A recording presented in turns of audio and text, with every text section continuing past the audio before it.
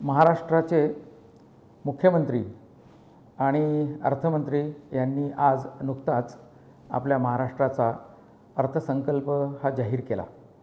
हा अर्थसंकल्प म्हणजे विकसित महाराष्ट्र 2047 याच्या दिशेनं टाकलेलं एक आश्वासक पाऊल आहे असं मला वाटते।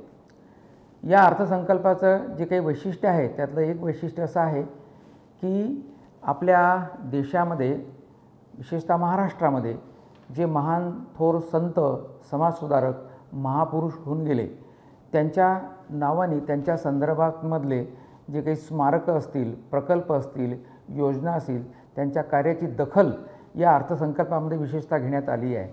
उदाहरणार्थ संत गाडगेबाबा यांची 150वी जयंती यावर्षी आहे आणि म्हणून महाराष्ट्र सरकारनं त्यांच्या एकूण सामाजिक कार्याचा गौरव म्हणून संत गाडगेबाबा तीर्थस्थान सर्किट अशा प्रकारची एक योजना आणि त्यांच्या नावाने 75 गावं हे उन्नत ग्रामीण विकास या नावाने AIचा उपयोग करून करणार हे त्याचं वैशिष्ट्य आहे।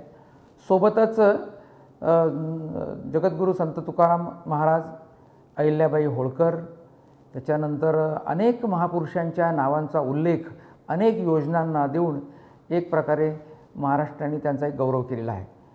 याशिवाय या अर्थसंकल्पामध्ये कृषीच्या संदर्भामध्ये विचार जर केला तर एक भरघोस अशा प्रकारच्या योजना आहे।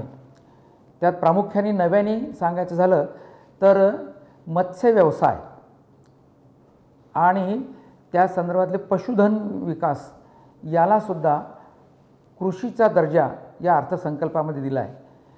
आदिवासी महिलांना जर कुक्कुटपालन करायचं असेल, शेळीपालन करायचं असेल, पशुधन पालन करायचं असेल तर त्यांच्यासाठी सुद्धा भरघोस अशा प्रकारची योजना आहे।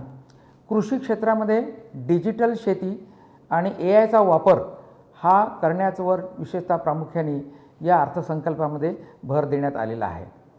याशिवाय या संकल्पाचं वैशिष्ट्य असं आहे की शेतकऱ्यांना जी बहुप्रतीक्षित अशा प्रकारची कर्जमाफी होती 2 लाखापर्यंत जे पात्र शेतकरी आहे त्यांचं कर्जमाफी ही या अर्थसंकल्पाचं वैशिष्ट्य आहे। सोबत जे शेतकरी नियमित कर्जफेड करतात त्यांच्यासाठी सुद्धा 50,000ची एक तरतूद या अर्थसंकल्पात केलेली आहे।